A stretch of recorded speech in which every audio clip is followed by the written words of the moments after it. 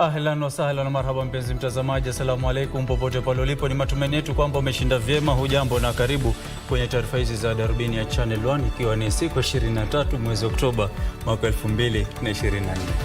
Na mtazamaji, ikiwa ni siku ya Jumatano, tumekuandalia taarifa tele ambazo zimegonga vichwa vya habari, si mahakamani, si katika majengo ya bunge na hali kadhalika katika vitongojini. Mtazamaji unakotazama taarifa zetu za Darubini Jumatano ya leo. Na mtazamaji, bila shaka kama alivyokuambia mwenzangu ni kwamba taarifa ni chungu nzima, lakini kabla ya hapo tuanze kwa kukupatia methali ya siku, na methali ya leo inasema mcha bahari hapendi safari. Mcha bahari hapendi safari. Je, unafahamu maana ya methali hiyo?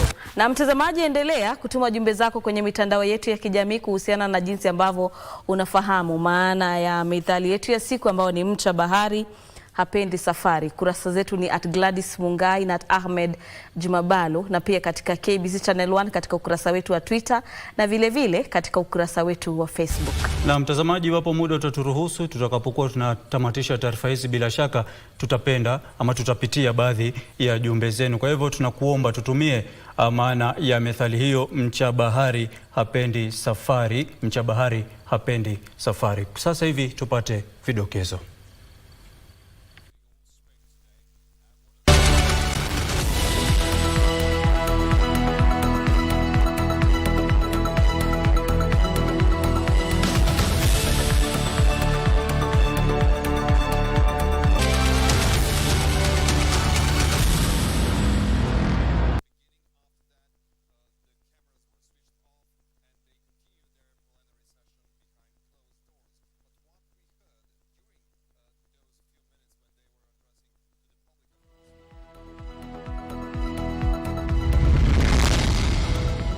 Mahakama Kuu yatupilia mbali ombi la mawakili wa Gachagua la kujiondoa kwa jopo la majaji lilobuniwa na naibu jaji mkuu Philomena Mwilu. Kivumbi cha tarajiwa katika bunge la Seneti, huku miswada miwili ya marekebisho ya katiba kuhusu muda wa kuhudumu wa viongozi waliochaguliwa ikiwasilishwa. Serikali yawahakikishia walimu kwamba mpito wa gredi ya 9 hautakuwa na dosari yoyote.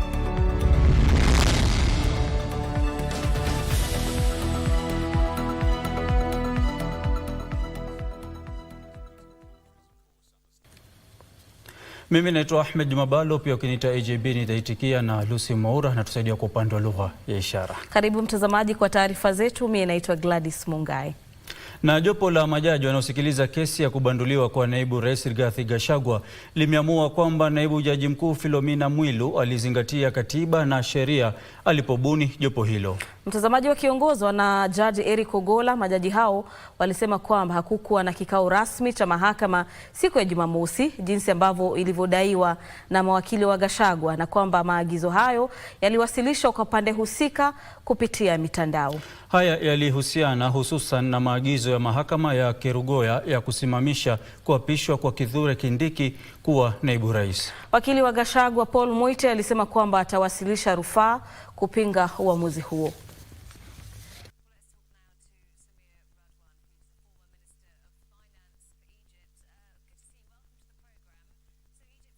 The constitutional mandate exercised by the Honorable Chief Justice under Article 165, sub-article 4 of the Constitution, is a constitutionally administrative function. We shall now consider whether the function of the Honorable Chief Justice under 165, sub-article 4 of the Constitution, can be performed by the Honorable DCJ. The Deputy Chief Justice substitutes the Chief Justice where necessary. End of quote. In the end, the learned judges found and held that the constitutional function of the Honorable Chief Justice to assign the benches under Article 165 for the Constitution, being an administrative function, can be performed by the DCJ when the DCJ is for good reason unable to perform this function. Naam, kwingineko ni kwamba kivumbi kinatarajiwa kwenye bunge la Seneti kuhusiana na mapendekezo mawili ya marekebisho ya katiba ili kubadilisha kipindi cha kuhudumu kwa viongozi waliochaguliwa. Huku bunge la Seneti kwa sasa likikadiria mswada wa marekebisho ya katiba uliowasilishwa na seneta wa Nandi Samson Cherargei ukipendekeza kuongezwa kwa muhula wa kuhudumu kutoka miaka 5 hadi 7. Seneta Kiambu Karungo wa Thang'wa naye anapendekeza kupunguzwa kwa kipindi cha kuhudumu kutoka miaka 5 hadi 4. Ripota wetu Gishuki Washira na taarifa hiyo kwa kina. Siku ya Ijumaa tarehe 25 mwezi huu, kamati ya bunge la seneti kuhusu masuala ya sheria na haki za kibinadamu itaanza kupokea maoni ya umma kuhusu mswada wa marekebisho ya katiba unaotoa mapendekezo kadhaa, ikiwemo kuongezewa kwa muda wa kuhudumu wa viongozi waliochaguliwa wakiwemo rais na wabunge kutoka miaka 5 hadi miaka 7. Hata hivyo, huku Wakenya wakijiandaa kutoa maoni yao kuhusu mswada huo kwa maseneta, seneta wa Kiambu Karungo Thang'wa kwa upande wake anatayarisha mswada mwingine wa marekebisho ya katiba unaopendekeza kupunguzwa kwa muda wa kuhudumu wa viongozi waliochaguliwa kutoka miaka 5 hadi miaka 4. Wakenya, kama ushaisema, umejiambia, ushaifikiria ati siku moja utatetea nchi yako, wakati ni sasa. Tukatae mfumo wa miaka 7, hata ule wa 5 ambao tuko nao tukatae, tukubaliane na hii proposal yangu nimeleta, tuweke miaka 4. Seneta huyo ambaye ni mwandani wa naibu rais aliyeondolewa madarakani Rigathi Gachagua anadai kuongezwa kwa mihula ya kuhudumu hadi miaka 7 kutatoa fursa ya uongozi wa kiimla na kutishia demokrasia. Hiyo ni kumaanisha kuna watu wataki kutoka mamlakani. Na ukiangalia mwenye ameleta hoja hili kwenye ametoka na vile alipiga kura ya kumfurusha Gachagua, inaonekana huu ni mpango. Seneta Thang'wa badala yake anataka kipindi hicho kipunguzwe hadi miaka 4 ili kuhakikisha uwajibikaji na kuepusha ubabe katika uongozi. Na wakati Senate itakuja kujadilia maneno haya, mimi nauliza Wakenya, ongeeni kwanza. Mkiongea tunaogopa, kama hamjui tuwaogopa. Kwa hivyo ongeeni ndio tuogope. Kwa sasa viongozi waliochaguliwa wanahudumu kwa kipindi cha miaka 5 kabla ya kutetea tena viti vyao. Rais na magavana hata hivyo wamedhibitiwa kushiriki mihula 2 mfululizo pekee, huku wabunge na wawakilishi wadi wakiwa hawadhibitiwi. Gishuki Washira, Darubini. Kando na siasa, serikali inafanya kila juhudi kuhakikisha mpito usio na dosari wa watahiniwa wa gredi ya 9 kuanzia Januari mwaka ujao. Waziri wa Elimu Julius Migoso Gamba amesema kwamba miundombinu na walimu wa kutosha wako tayari kwa utekelezaji wa masomo kama ilivyokadiriwa chini ya mtaala wa umilisi.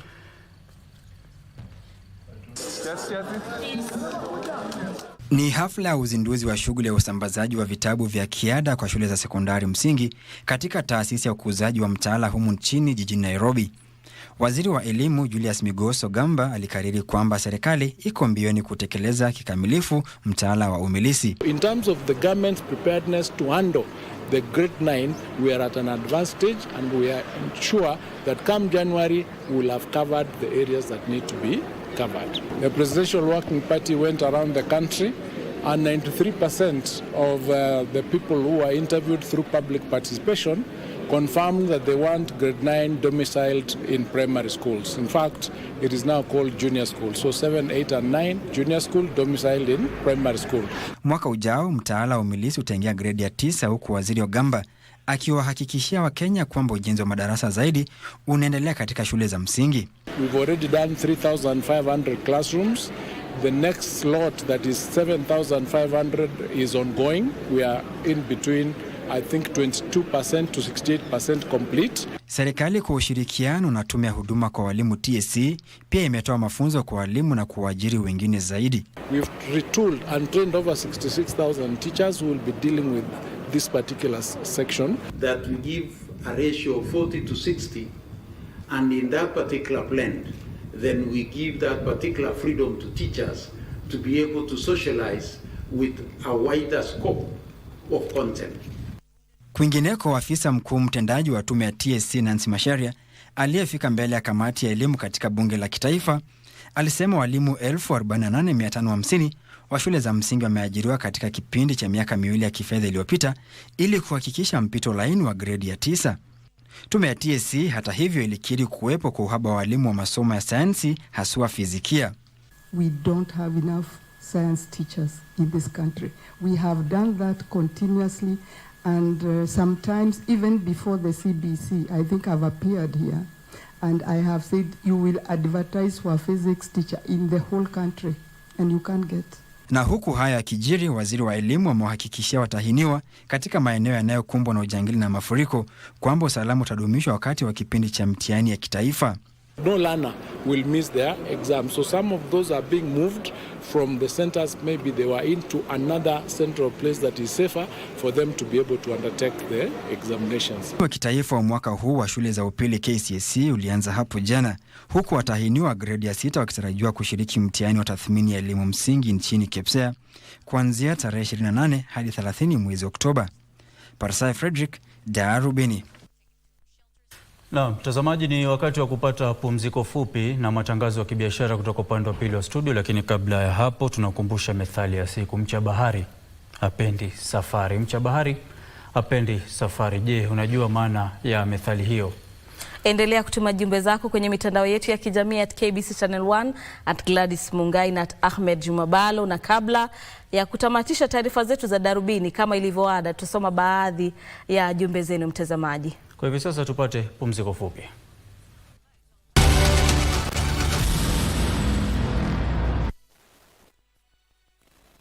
Welcome to the Kenya Deposit Insurance Corporation, or KDIC, a state corporation established under the KDI Act Cap 487C. But who exactly are we? KDIC provides a deposit insurance for customers of member institutions. This means we protect your hard-earned money deposited in banks, giving you peace of mind knowing that your savings are safe. KDIC is also mandated to receive, liquidate, and wind up troubled banks, as well as provide incentives for sound risk management. We are here to protect your bank deposit and, together with other safety net players, ensure a stable financial system. KDIC, safer, stronger, together. Are you a holder of unclaimed financial assets? All holders are notified to report and surrender unclaimed financial assets to the Unclaimed Financial Assets Authority, UFAA, on or before November 1st, 2024. It is now easier to report and surrender. Visit www.ufaa.go.ke and get started to beat the November 1st deadline. It's your turn. Report and surrender today. Please note that failure to report and surrender qualifying unclaimed financial assets attract penalties and sanctions in line with Section 33 of the UFA Act 2011. UFAA. Receive, safeguard, reunite.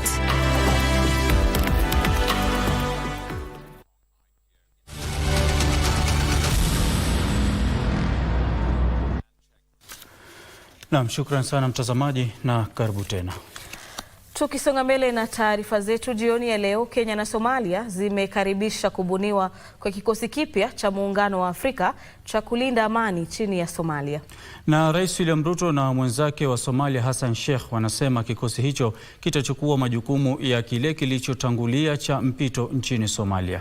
Viongozi hao walihimiza umuhimu wa kulainisha utaratibu wa kupishana majukumu baina ya vikosi hivyo viwili ambao utaanza kutekelezwa mwakani. Kwenye taarifa ya pamoja, viongozi hao walikariri haja ya ufadhili wa kutosha na thabiti wa kikosi hicho pamoja na haja ya kutafuta mbinu mbadala za ufadhili. Rais Sheikh yumo humu nchini kwa ziara rasmi ya siku 4.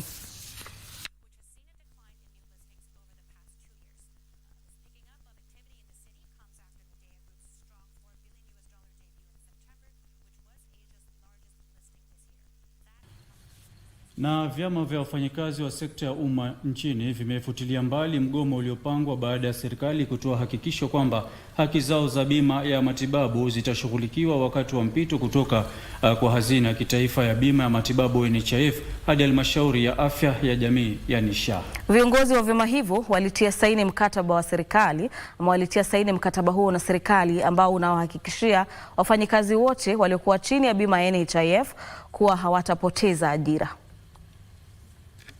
14 baada ya kutangaza nia ya mgomo kufuatia uzinduzi wa halmashauri ya afya ya jamii Ilikuwa ni furaha tele kwenye makao makuu ya Wizara ya Utumishi wa Umma jijini Nairobi leo baada ya vyama 10 vya wafanyakazi wa sekta ya umma kutia sahihi mkataba wa kusitisha mgomo uliokuwa umepangwa. Kwa mujibu wa katibu wa chama cha wafanyakazi wa serikali humu nchini, Tom Odege, makubaliano yaliyochangia kutiwa saini yatahakikisha kuwepo kwa bima maalum ya matibabu kwa wafanyakazi wote wa serikali kufuatia kukamilika kwa muda wa bima ya awali mwezi Juni mwaka huu. Vyama vya wafanyakazi pamoja na serikali vimetia sahihi makubaliano ya kulinda kazi za wafanyakazi wote wa serikali waliokuwa wakifanya kazi chini ya bima ya NHIF. Employer, the government has responded to our concern. We are standing here to call off the threat and to call off the strike because whatever made us to give the notice has been sorted out. Pande zote mbili ziliafikiana kubuniwe kamati ya kutathmini matakwa ya vyama vya wafanyakazi, ikiwa ni pamoja na kurejelea matozo ya 2.75 kutoka kwa mishahara ya jumla ya wafanyakazi bila ya manufaa yoyote kudhihirika. Akizungumza wakati wa hafla hiyo ya kutia sahihi kwa mkataba huo, waziri wa utumishi wa umma Justin Muturi alipongeza vyama vya wafanyakazi kwa kuonesha nia njema katika kuboresha utoaji huduma kufuatia mpito wa taifa hili kutoka bima ya NHIF hadi halmashauri ya SHA. They say panapo nia panajia. So it just shows goodwill on the side of everybody. And I think it's our intention, as the Honorable Tom Odege has said, on behalf of the unions. I also want to say on behalf of government, we mean what we say. Joseph Wahungu, Darubini. Maafisa 4 wa serikali ya kaunti ya Taita Taveta wanaodaiwa kufuja shilingi milioni 4 kutoka mapato ya kaunti hiyo kati ya tarehe 24 na 27 mwezi Novemba mwaka 2022 kwa kisingizio cha kupanga hafla ya kuadhimisha vita vya kwanza vya dunia wameachiliwa leo kwa dhamana na mahakama ya Mombasa. Washukiwa hao ni Thomas Juma ambaye kwa sasa ni mshauri wa masuala ya uchumi wa gavana wa kaunti hiyo, Livingstone Mugendi ambaye pia alikuwa katibu katika kaunti hiyo, na Leonard Langat ambaye ni afisa wa zamani wa masuala ya fedha na pia aliyekuwa afisa mkuu wa biashara wa kaunti hiyo, Christine Wakera pia. Na washukiwa hao walifikishwa mbele ya hakimu mkuu Alex Ithuku ambapo walikanusha mashtaka dhidi yao.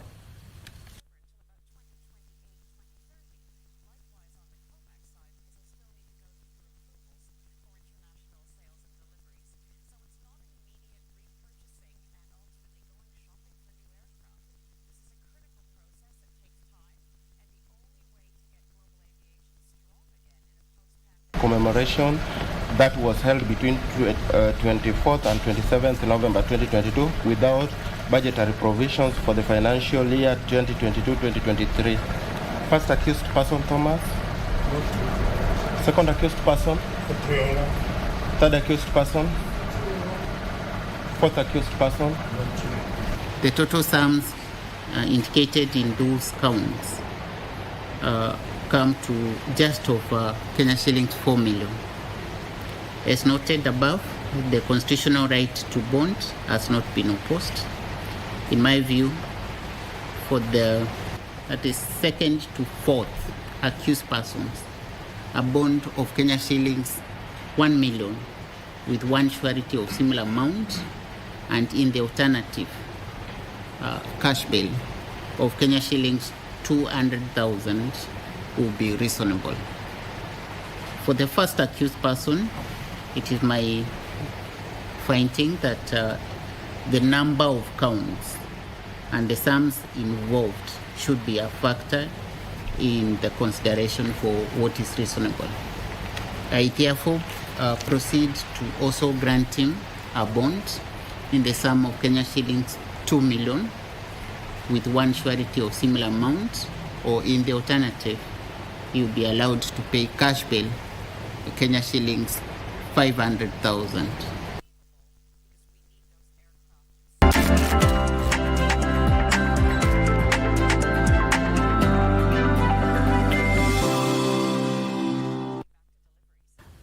Na kwenye biashara, washukiwa wawili wa wizi waliteketezwa hadi kufa na umma uliokuwa na ghadhabu katika soko la Bushiri, eneo bunge la Navakholo, kaunti ya Kakamega. Wafanyabiashara kwenye soko hilo walisema kwamba washukiwa hao walihusika katika wizi katika duka la jumla pamoja na vinyozi. Habari hiyo na nyinginezo ni katika mkusanyiko wetu wa taarifa za biashara.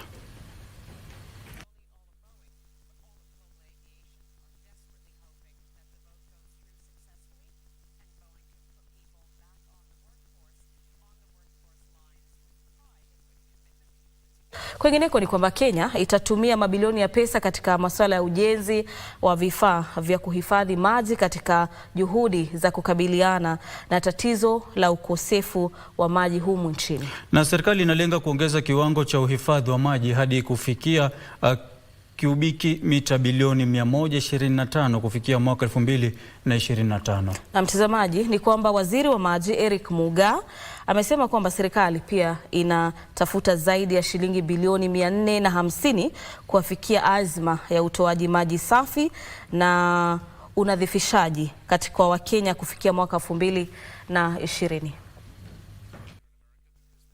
Upungufu wa maji nchini utakuwa historia nchini iwapo serikali itatekeleza mpango wake makhsusi wa uimarishaji wa vifaa vya uhifadhi wa maji. Akizungumza wakati wa uzinduzi wa mkakati wa halmashauri ya kitaifa ya uvunaji na uhifadhi wa maji jijini Nairobi, waziri wa maji Eric Muga amesema licha ya kwamba Kenya imeorodheshwa baina ya mataifa yenye upungufu wa maji, serikali inashirikiana na mashirika mengine yasiyo ya kiserikali kusaidia ukuzaji wa miradi mbalimbali ya mabwawa nchini. Water storage is the only way this country can stop relying on rainfall to be productive. As a government, we have the mandate to ensure that Kenyans have food security. Miongoni mwa mabwawa yanayojengwa ni pamoja na Thwake, Karimini 2 na Itari miongoni mwa mabwawa mengine. It is the right time that the agency took their mandate and we built for future. Here I'm talking about key infrastructure projects, big dams, such as the ongoing Soinkoru, the ongoing Sioi Murunyi, the ongoing Umadam, Thwake Dam, Mwache, to name but a few. Waziri huyo amesema wizara yake inafanya juhudi kuongeza kiwango cha uhifadhi wa maji kwa matumizi ya nyumbani hadi kufikia kiubiki bilioni 125 kufikia mwaka 2025. And we cannot overemphasize the importance of national water, especially when it comes to storage. I know that this dam called Soinkoru, which had a few challenges of finance, but now we're trying to look for alternative funding perspective. On behalf of the National Assembly, I want to commit myself that we are going to provide the legal, the policy, and the legislative framework, together with the financial support, the resources to support the institution. Alifichua kwamba Kenya imeachwa nyuma katika kiwango cha uhifadhi wa maji, akisema kiwango cha sasa cha kubiki milioni 507 ni cha chini mno. Water storage capacity per capita is around 5 or 7 meter cubic per capita. That is not adequate. Countries, better developed countries, have storages of 2,000, 3,000 per capita. And therefore, as a country, we have really lagged behind. And that's why this strategic plan is a gear towards actualization of this. Alipongeza serikali kwa kutoa shilingi bilioni 600 kuisaidia wizara hiyo ya maji na unadhifishaji kuafikia wajibu wake wa uhifadhi wa maji. Timothy Kipnusu, Darubini.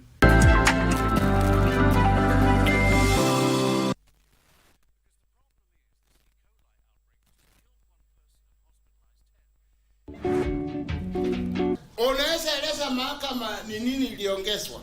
Sasa ni nyinyi mtasema. Wewe ndio utatuambia kwa sababu si wewe ndio ulikunywa. Nasema sijui. Si wewe ndio ulikunywa? Juu siku zote ni nywe. Wewe unaandaga huko kunywa pombe. Wow.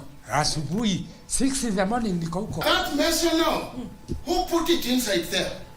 I cannot know. Sasa yeye atajuaje? Were you there? Were you there? No. No. Did you touch us with methanol? No. No. So what's wrong with you? Unaweka mpaka panga yenye kutu ndani ya pombe. Hiyo unasikia kutoka kwake mheshimiwa. Hiyo si ni mauaji, mnaua kesi. Uliniona nikipatia mtu pombe akunywe? Siwe hiyo ni kazi yako, wewe anafanya hapo, wewe anaandika. Enga nisikilize vizuri. Lakini mimi nilisangaa kusikia watu wanatoka hapo wakipelekwa Kenyatta na wakipimwa inapatikana mumeweka sumu ndani ya hiyo pombe. Hamuna utu, mnafaa kunyongwa. Mzee, kielele ndio utawacha.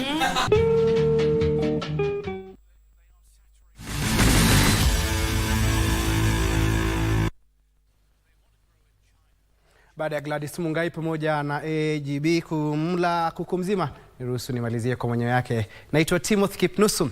Na ngwananga taarifa kwamba timu ya taifa ya soka ya wanawake Harambee Starlets ilishindwa bao 1-0 na Taipei katika mechi yao ya ufunguzi ya mashindano ya soka ya Pink Ladies iliyoandaliwa leo katika uwanja wa Ahmed jijini Atlanta, Uturuki. Tazama.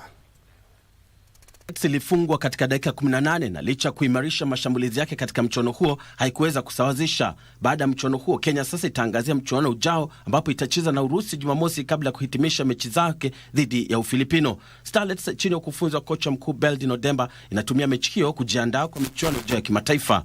Kwingineko, kocha mkuu wa timu ya taifa wachezaji wasiozidi umri wa miaka 17 ya kinadada Mildred Cheche atakosa huduma za mlezi Lorini Lavonga na wachezaji wa kiungo cha kati Diana Nyango na Rebecca Odato wakati timu hiyo itakapomenyana na Mexico katika mechi yake ya mwisho ya kundi cha ya kinyang'anyiro cha kombe la dunia kwa wachezaji wasiozidi umri wa miaka 17 kinachoendelea katika Jamhuri ya Dominica. Lorin na Diana wanauguza majeraha ilhali Rebecca anahudumia marufuku baada ya kuonesha kadi 2 za njano katika mechi 2 za ufunguzi za Kenya. Wachezaji wawili hawasikii vizuri.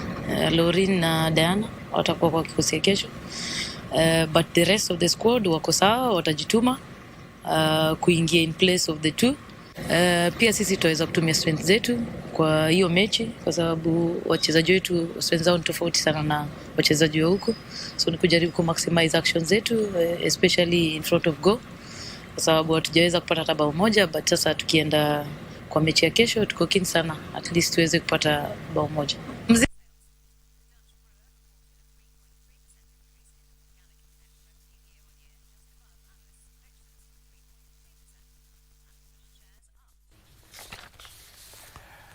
Kwingineko ni kwamba Kenya angalau itanyakua medali ya dhahabu au fedha katika mapigano yanayoendelea ya ndondi ya bara Afrika jijini Kinshasa baada ya Clinton Macharia kufuzu kwa fainali katika pigano la uzani zito.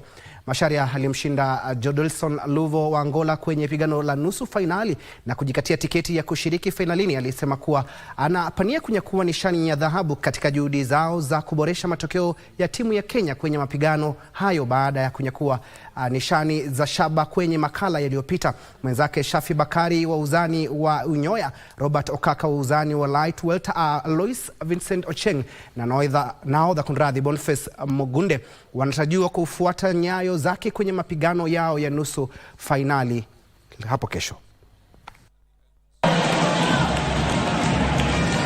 Itakuwa rahisi against the Moroccans, but all in all tunajaribu sana. Najua kitu poa itatokea inshallah. Jumla ya wanariadha 25,000 watashiriki katika mbio za mwaka huu za Standard Chartered zitakazofanyika Jumapili hapa jijini Nairobi. Mbio hizo zitakimbiliwa katika barabara ya Southern Bypass na kumalizika katika bustani ya Uhuru katika barabara ya Lang'ata. Jumla ya wanariadha 204 wenye hadhi kati ya wanariadha 5,000 watashiriki katika mbio hizo za kilomita 42 na kilomita 21, huku wengine wakishiriki katika vitengo mbalimbali vya mbio hizo ambazo vilevile zinajumuisha mbio za kilomita 10 na kilomita 5. We've increased our kitty to 12.9 million. We've increased the second place for the 42 kilometers from 750 to 1 million for both men and women. And we've made some adjustments to the 21 kilometer prize money. And we will have 2 corporate runs prize money. So we've again, hoping that again will continue to attract, participants and runners who are there to compete. Mbio za kilomita 42 zinatarajiwa kuanza saa 12 asubuhi, ilhali mbio za nusu marathon zitafanyika saa 1 baadaye. Mbio za kilomita 10 na kilomita 5 zitaanza saa 2 asubuhi na saa 4 mchana mtawalia. Kilometers will start on the Southern Bypass. They will head towards Eka Hotel, but exit at the ICD point. That means they'll take the route towards ICD. They will make a turn just right after KWS gate number 4. There's a turning them, and come back to the bypass. Then they'll proceed all the way up past Kibera, past Ngong interchange, up to Alliance Concrete, where they'll make another turn and then head towards Uhuru Gardens. Barabara ya Southern Bypass na barabara nyinginezo zitafungwa kuanzia saa 5 usiku Jumamosi na kufunguliwa Jumapili saa 7 mchana. Langata interchange, again, the upper deck or the upper road will be free, but the lower road, which is the 2 lanes of the Southern Bypass, will be closed exclusively for the marathoners. So again, anybody who wants to use that road, in fact, we will have closed it from Mombasa Road side and Kikuyu Road side, so there will be no problem in accessing the Southern Bypass at Langata interchange. Washindi katika mbio za kilomita 42 watazawadiwa shilingi milioni 2, ili hali watakaomaliza katika nafasi za 2 na 3 watapokea shilingi milioni 1 na shilingi 500,000 mtawalia. Bana Dokumu, Darubini Michezo. Ni tu kwenye michezo. Timothy Kipnusu ndilo langu jina. Mungai pamoja na Bhalo, pigilieni msumari wa mwisho. Na mtazamaji, tunaarifiwa kwamba muda umetupatia kisogo, lakini kwa haraka sana, mcha bahari hapendi safari. Maana methali hii ni kwamba methali hii hutukumbusha kwamba tuanzapo kulifanya jambo tusiruhusu uoga kuwa kizingiti chetu. Tunafaa kulikabili jambo hilo bila ya uoga wowote. Na mtazamaji, tuendelee kuyakabili maneno na mambo bila uoga wowote. Mimi naitwa Gladys Mungai, kwa heri. Mimi naitwa AJB na Lucy Maura amekuwa msaidizi wetu kwa upande wa lugha ishara. Assalamu alaikum.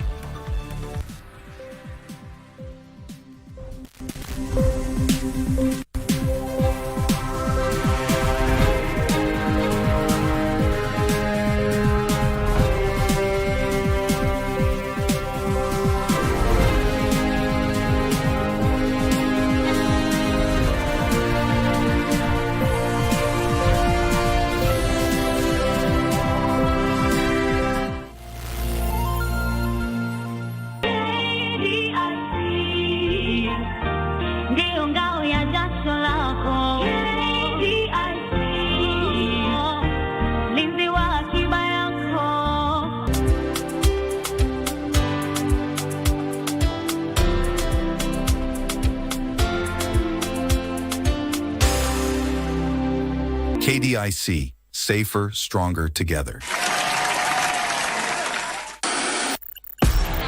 On KBC Channel 1, we are a TV station like no other.